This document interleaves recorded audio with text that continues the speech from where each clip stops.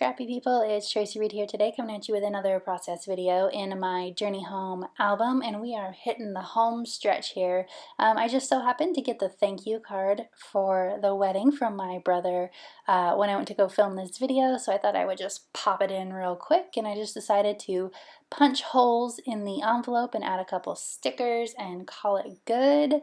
I wanted to make sure that you could pull out the actual card, so I did not punch holes in that, and so it just kind of sits there all pretty, and you can see them peeking out around the envelope. I did end up going back and moving this tab farther to the outside because I discovered that I kept flipping it from the outside, so I moved it farther out.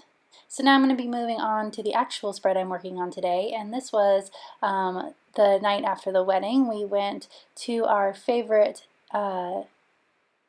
club, I guess. It's not really a club. It is a club, but it's in a casino, and it is a dance little area in the casino, and we used to go there all the time when we lived in California, and so we invited a few of our besties out, and we all had a great time. So this first side of the spread is Patrick and I and me and my bestie, and I'm going to insert this 4x6 little fold or flip, I guess a flip page, flip book kind of a feel in the rings directly. And I want this card holder, it was the holder for our room key, I want it to be in the rings just like that, but it's too small to actually put in the ring. So what I decided to do was grab another transparency and cut it down to a 4x6 and mount it on this transparency.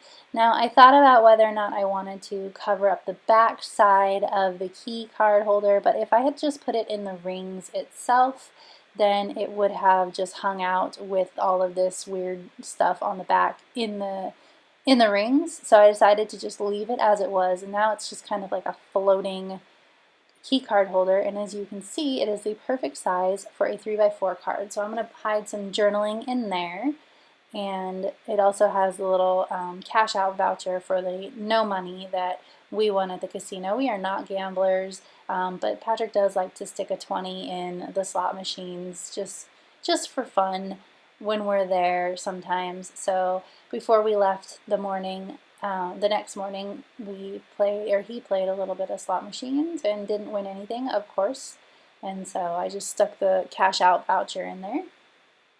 Now I'm just going to have this live your best life to be like the closing part of the little flip book. But what I end up doing is taking that key card and putting it on the back side instead. So, because on the inside, you can't see it right now, but it says live your best life, and I really wanted that to be next to the photo of me in the hotel bathtub because we were living our best life. My sister's client got us a room at the hotel, and we had never stayed at this hotel, even though we went there weekend after weekend when we lived in California. It was only about a mile and a half from our house, so we never stayed there, but my sister's client got us a room at the hotel for us to stay, and it was absolutely gorgeous. They have beautiful hotel rooms and beautiful bathtubs, and I love a good bathtub, so I took a bath in the hotel room before we went dancing. And can you believe that that is the only photo that I took of the entire hotel experience? But it'll have to do. So I pulled out all of these circles, and I'm going to create, I have the transparency down there, and I'm just going to glue them to the transparency, and I struggle a little bit with where I wanted everything to be, then I figure it out. But I love the idea of all these like floating circles being all cute underneath this photo, so I'm going to adhere them to the transparency so it looks like they're just kind of floating in the pocket. Now what I end up doing at the end is adding some vellum to this because while I like the idea of it being see-through, I never actually love the execution of things being see-through, and when I put the photo that is going to go behind this underneath it, it was silly looking. In my opinion, it was just silly looking. So I put some vellum in there to sort of create a barrier between the two. It's still, you know, somewhat see-through, but there's a barrier between this page and the next page. So I really like this, but I need something up in there in that corner. So I found another one of these. Cute, all of these floating circles. And of course, this is just one in a series of many crooked cuts I make while making this spread.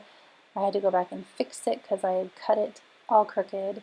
Now I'm going to use these stars throughout this spread to kind of tie the whole thing together. So I've got some stars hopping along the circles there.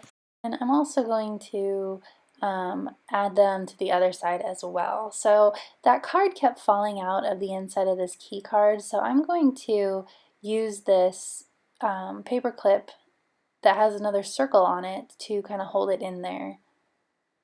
And I'm going to carry this circle motif throughout a few of these pages. I don't do it too much on those pocket pages sitting right there, but I do add some circles to this photo as well. And I decided to put this on the bottom because I didn't actually need the journaling area, and then this is my biggest mistake. Ugh, I know it's hard to see. I have it off camera because I was so mad, but it was crooked, and you can see me putting it back together here, and it still has like this weird cut through it, but it's less noticeable now.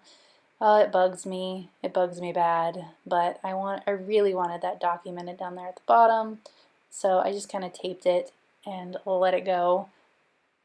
We all make mistakes.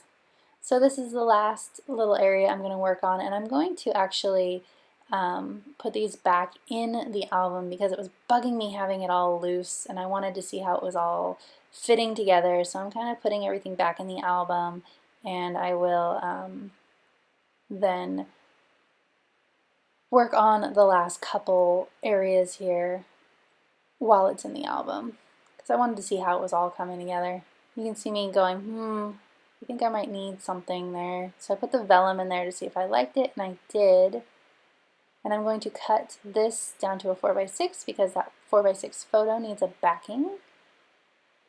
And I'm using the Cocoa Daisy Autumn Whimsy kit. I didn't use a lot of the scrapbooking part of this collection, and it matched these photos pretty well. And so I pulled out all of the non-autumn things to use on these pages. So the majority of what I'm using here is the Autumn Whimsy collection, except for these few cards in the very beginning.